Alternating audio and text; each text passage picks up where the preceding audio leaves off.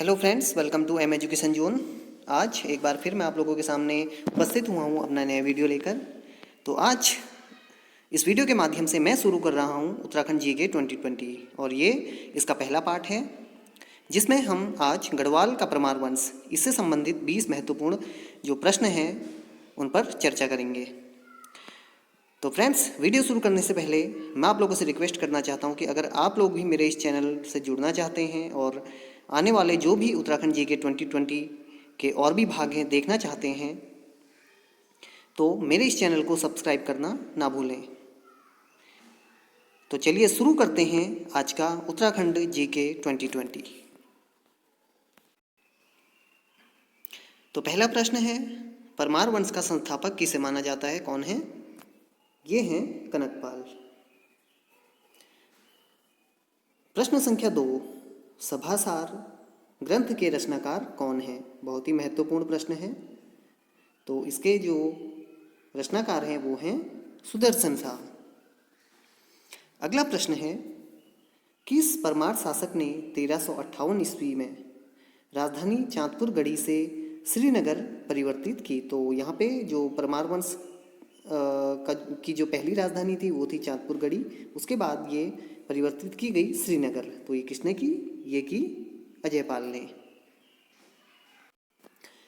अगला प्रश्न चौथा, सर्वप्रथम किस शासक ने 52 गढ़ों को विजित किया? तो गढ़वाल जो कि 52 गढ़ों से मिलकर बना है, इसे सबसे पहले किसने विजित किया?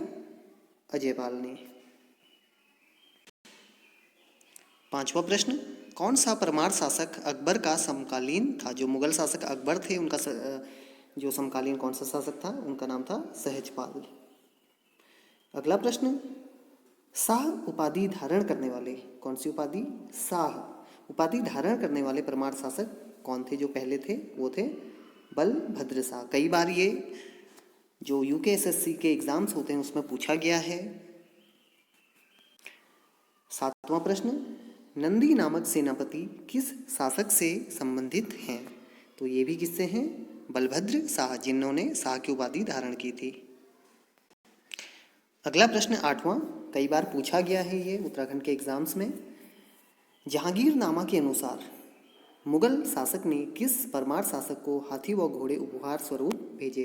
तो ये कौन थे? श्याम शाह। कई बार पूछ लिया गया है। अगला प्रश्न है नौवां, गर्वभंजन की उपाधि से प्रसिद्ध परमार शासक कौन है? ये हैं महीपत शाह, जो अपने वीरता के लिए और अपने दुश्मनों को धूल चटाने के लिए युद्ध में प्रसिद्ध हैं। अगला प्रश्न है, माधो सिंह भंडारी, रिखोला लोधी व बनवारी दास किस शासक के सेनापति थे? तो ये किस शासक के सेनापति थे? महीपत शाह के। 11वां प्रश्न है, नक्ककटी रानी के नाम से कौन सी रानी जानी जाती है? तो कौन सी जानी जाती हैं? रानी कर्णावती।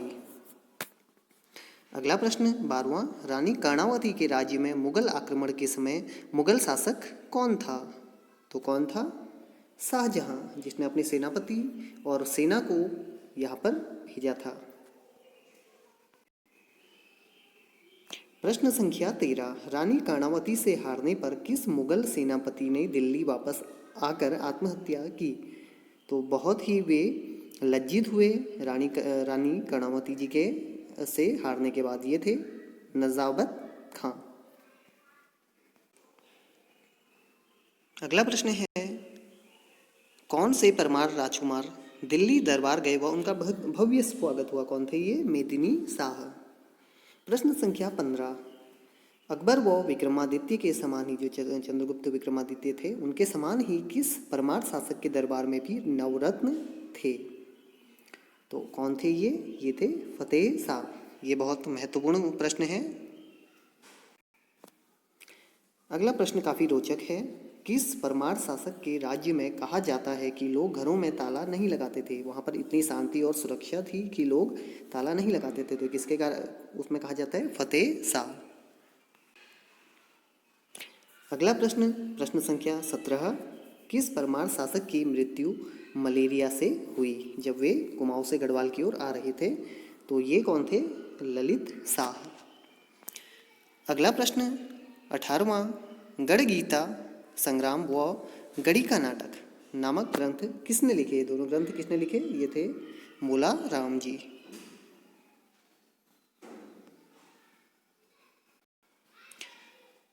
प्रश्न संख्या 19, गोरखों के आक्रमण के समय गढ़वाल का शासक कौन था?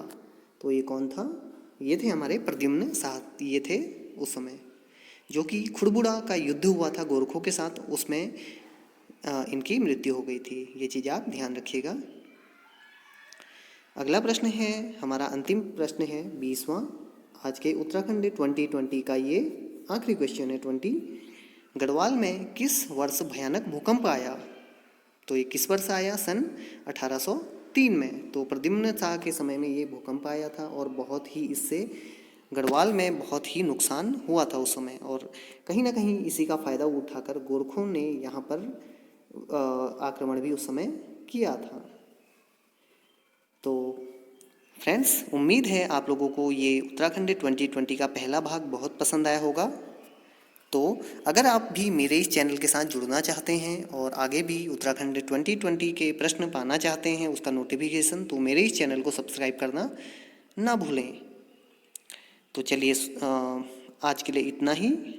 फिर से मैं अपना नया वीडियो लेकर आप लोगों के सामने आऊँगा। तब तक के लिए धन्यवाद।